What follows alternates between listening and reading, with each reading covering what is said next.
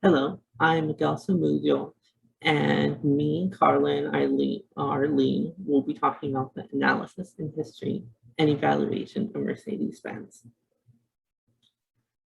We always hear about Mercedes-Benz in the news, or we know the vehicles are nice and expensive. But in this presentation, we'll be talking about the history of the company, what makes the company unique compared to others in the luxury vehicle market, what strategies are being used in Mercedes-Benz, what the future holds for the company, and what recommendations we prefer for the company, and the overall evaluation of the company. First, let us take a brief history of Mercedes-Benz. We will be talking about three men and one woman that changed car history forever. The first being Gottlieb Daimler. He made an engine called the grandfather clock and founded Daimler Motoren Gesellschaft. Second is Wilhelm Maybach. Maybach was a lead designer, and he helped Gottlieb Daimler with the developments of the new engine in vehicles for the company. Third is Carl Benz. He made the two-stroke Simpson-Benz engine and founded Benz Co. Fabrik. Fourth is his wife, Bertha Benz, who was the first person to undertake a long-distance journey with a pedal-driven automobile. This made people wanting to buy the vehicles and started building trust in the company of Carl Benz and wanting people to buy the vehicles. The first automobile, let's go to the next slide. The first automobile is by Carl Benz and was the first of its kind. It was called a vehicle without horses, and it is called the Panton motor car. And the first motorcycle is Gottlieb Daimler and is known as the Daimler Wagen. And here we see the bottom of the first Mercedes-Benz in 1926. But this happened within the span of 40 years within both companies were founded in the 1880s and right now to 1926. And this is because we saw them both as competitors for most of the time. But we saw that after World War I, it badly affected the economy and the companies needed to merge to survive. And this is why Daimler Motoren Gesellschaft and Benz & Co. Motoren Fabrik, which were both competitors in the car market, merged. And in 1926, the first Mercedes-Benz models came out.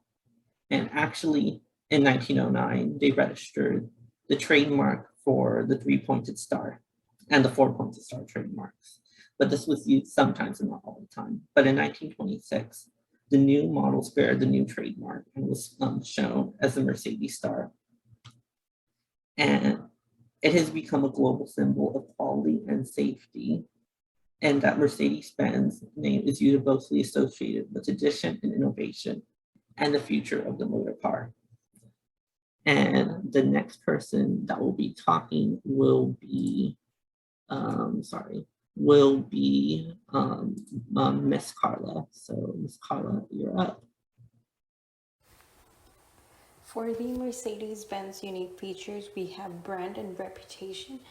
One of the examples that really stood out to us was the bicycles they were starting making after World War One. They had low supplies and low inventory and many of the parts needed, but they still managed to make a new market of bicycles, and up to now it's been almost over 100 years and they still managed to keep making new innovations with high-tech vehicles, fuel efficiency, and safety features. They always make sure they have a positive organizational culture, which has helped them to become one of the best dealerships that's out there. Also, they are always making sure they have environmental friendly inside the company and also with customers. That's something they really want to focus on. Next, we have Mercedes-Benz strategies, which is the manufacture and develop of their new electric technologies and the more future innovations that they will continue to have. making sure they always have lower costs to make sure they increased in profitability margins. They also added a new banking services and also planning to expand more in different markets.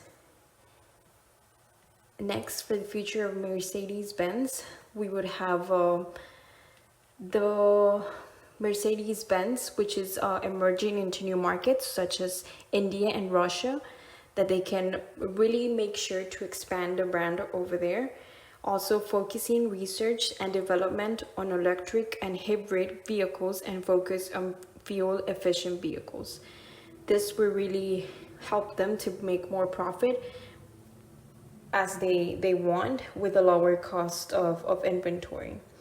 Also, another good thing for the future of the company would be the increasing of the demand on vehicles in emerging markets in countries such as China or India that could really help them keep the pace within the competitors and the competitors which are making the same thing as Mercedes that really want to make sure to be able to expand and have more profit within the company. The next slide we will be discussing is recommendations. The first recommendation we recommend is that Mercedes-Benz increase their online presence to increase revenue, especially with the whole pandemic that occurred. More people were making online online shopping. So if they do increase their online presence, they will be able to maximize the revenue. Another recommendation we recommend is expanding their target market to the lower middle class. Currently, Mercedes-Benz only targets high middle class and the extreme wealthy for their products, but Mercedes-Benz has been making vehicles for cheaper, same quality, just cheaper. So if they expand their market to the lower middle class, they will have more clientele and have more sales. Another recommendation is investing more in research and development. They did have several recalls these past few years. So if they did invest more in R&D, then maybe they wouldn't have as much recalls and will have more investment in their innovations. The next slide we'll be discussing is evaluation and conclusion. Our evaluation is that Mercedes-Benz is very successful. It combines quality and innovation, so that is their competitive edge. They will continue to be successful in the future, and in conclusion, all the markets seem to allow for Mercedes-Benz to thrive.